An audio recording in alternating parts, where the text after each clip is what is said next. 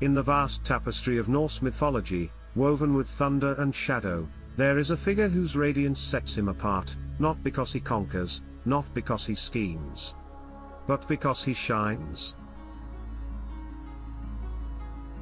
He is Baldur, the god of beauty, innocence, and light. But even the brightest flame casts a long shadow, and his fall would signal the end of the gods.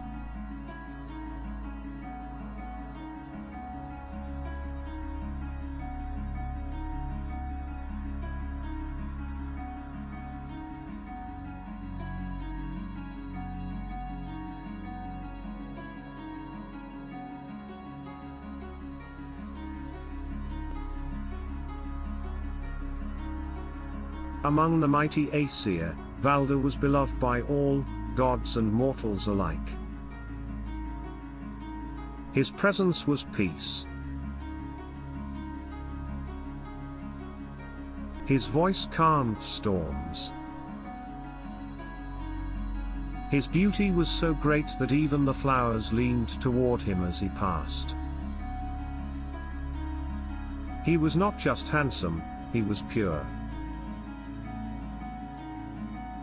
The world itself seemed to conspire to protect him. But dreams speak louder than sunlight.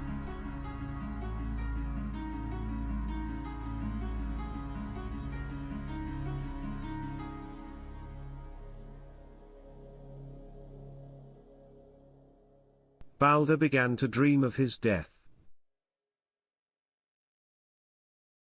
Night after night, he saw the shadows creeping, saw his body falling lifeless. Odin, troubled, descended into the underworld to seek answers from a long-dead Vulva, a seeress buried in darkness. She told him what he feared most: Baldur would die. And with his death, the end of all things would begin.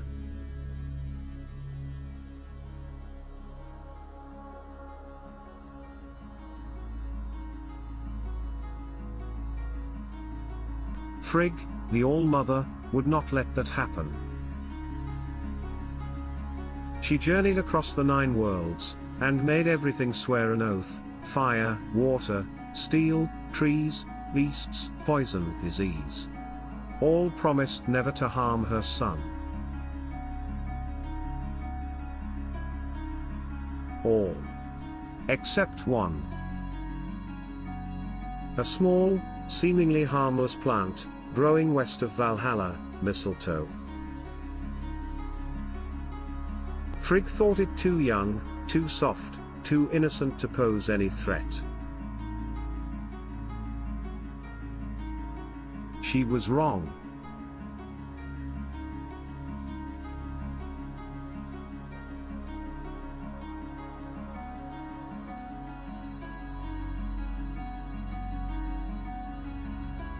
With the world unable to harm him, the gods made a sport of it, hurling axes and javelins at Baldur, watching them bounce off like leaves. Loki watched and smiled.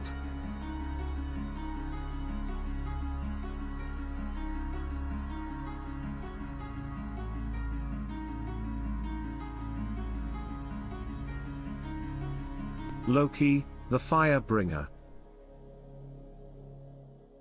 The shape changer. The mischief that dances behind every smile.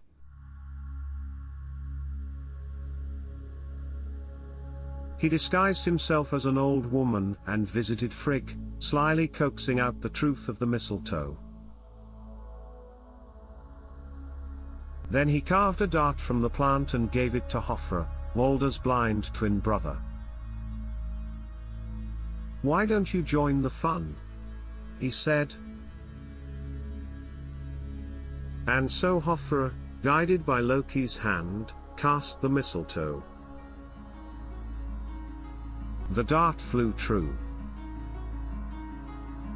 and Baldur fell.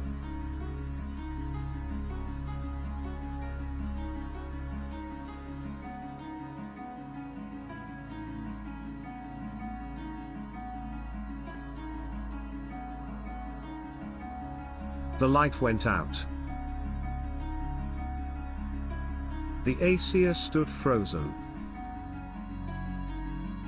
The laughter was gone. The world dimmed. The most beloved of all was dead.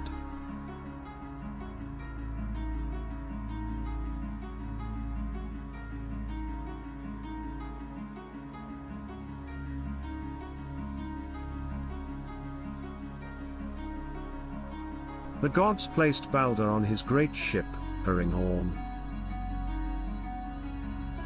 No one could move it until the mighty giantess Hrokin came, riding a wolf with vipers for reins, and pushed it into the sea.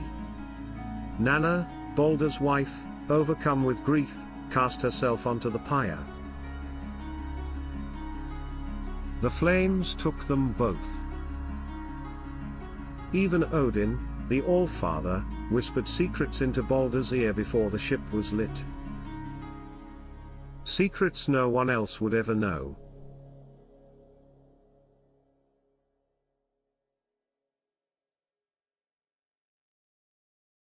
But hope remained. Hermodr, son of Odin, rode Sleipnir, the eight-legged steed, into the depths of Hel, the land of the dead.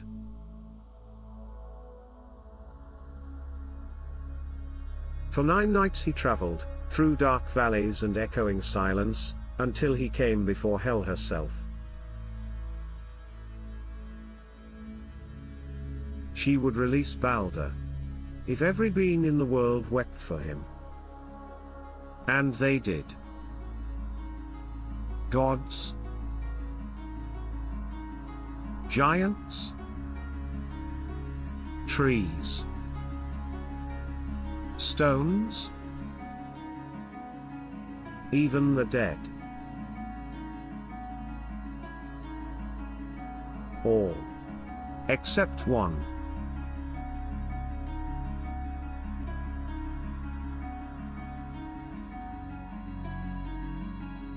A giantess named Thok refused.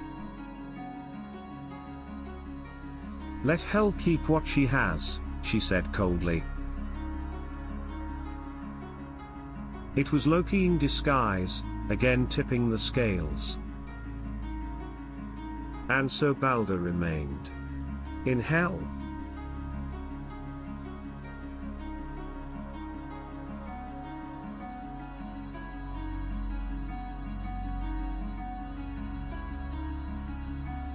But Baldur's death was more than tragedy. It was the trigger.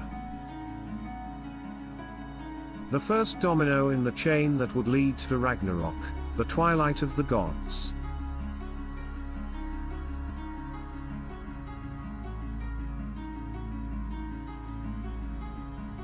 The signs were written: Fimbulwinter, 3 long winters without summer. Brother would kill brother. The sun and moon devoured by wolves. The sky torn apart. The gods knew it would come. And they knew Baldur's death was the first step.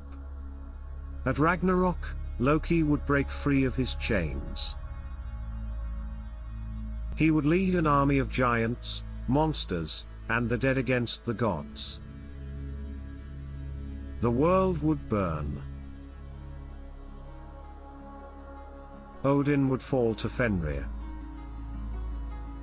Thor would slay the world's serpent, Jormungandr, but die from its poison. Heimdall and Loki would kill each other. The skies would fall, the seas would rise.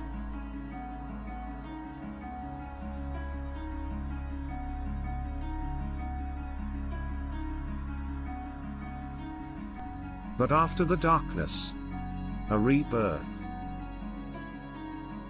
From the ashes, a new world would rise. Green, fresh, and washed clean. And in this new world, Baldur returns.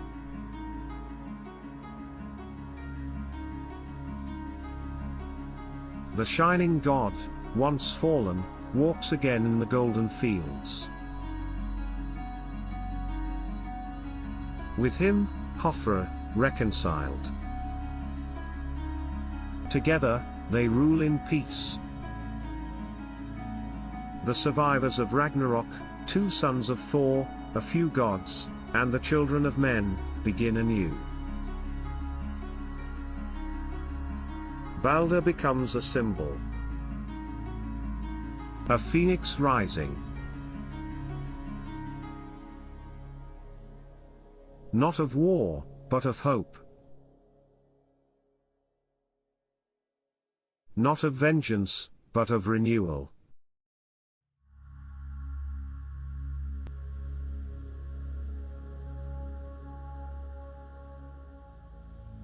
In the end, it is not the hammer, nor the spear, nor even the fire that saves the world. It is light.